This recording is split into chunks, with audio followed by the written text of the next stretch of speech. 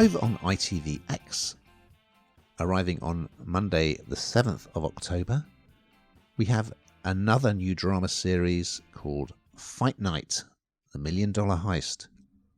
And here's a clip. This will turn our little city into a major one. We are a vibrant, inclusive city that's open for business. I got a right to see my daughter. Finds a decent place, and we can talk about you being in her life. Looking for some extra bread. This is more money than we all pulled in a year. You just here for the money. I don't think you boys got any goddamn idea who you stealing from. This is an 8-parter, based on a true story, disclaimer, and it's set in Atlanta in the 1970s, and it stars comedian and occasional actor Kevin Hart as a hustler who kind of runs a numbers game, sort of betting organisation. He's called Gordon Williams, but everyone calls him Chicken Man, okay?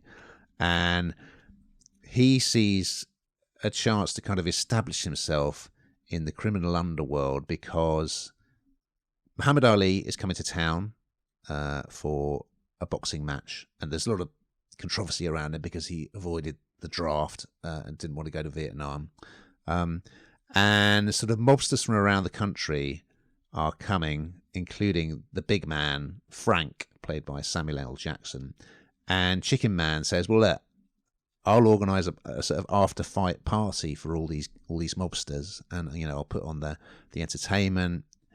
Little does he know that meanwhile, there's a plan afoot to stage a heist at the event, and that essentially he's going to end up being the fall guy.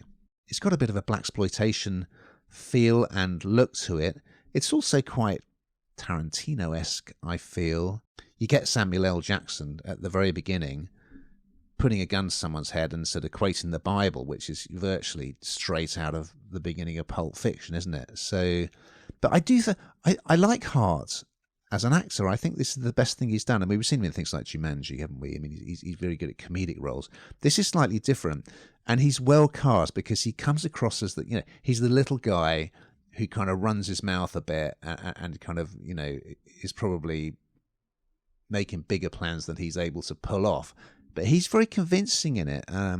Jackson, of course, is always watchable. There's a really strong supporting cast, including, well, you got Don Cheadle.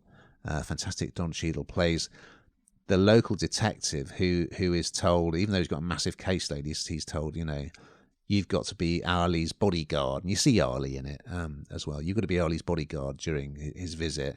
And then he ends up working on the case, of course. So I'd say it's not perfect. I'd say it kind of loses focus from time to time. And there's, you know, you have to keep reminding yourself of who everyone is. But it looks great. The 70s fashions and the cars and the music, everything's spot on. And yeah, I think this is, in terms of acting work, I think it's the best thing he's done. What did you think, Hannah?